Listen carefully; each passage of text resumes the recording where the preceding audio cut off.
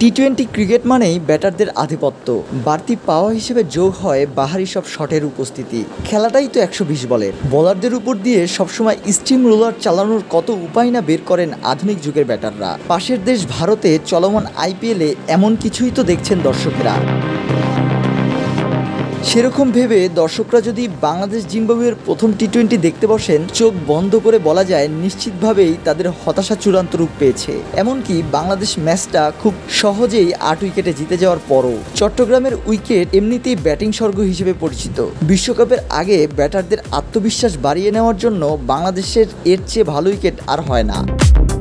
অথচ সেখানেই কিনা বাংলাদেশের অধিনায়ক নাজমুল হোসেন শান্ত টস জিতে ফিল্ডিং নেন আগে। নাজমুলের সিদ্ধান্ত একটু অবাক করাই ছিল বটে। এর পেছনে যে কারণটা তিনি জানান তার সারমর্ম এমন, উইকেট বেশ সতেজ, কিন্তু সুইং এবং সেম মুভমেন্টও আছে।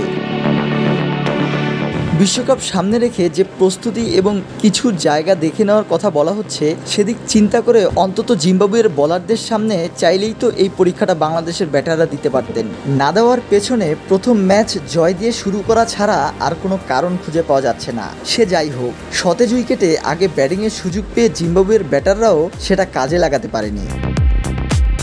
চট্টগ্রামের জহুর আহমেদ স্টেডিয়ামে জিম্বাবুয়ের দেওয়া ১২৫ রানের লক্ষ্যে ব্যাট করতে নেমে ২৮ বল ও ৮ উইকেট হাতে রেখেই জয়ের বন্দরে পৌঁছে যায় বাংলাদেশ দল।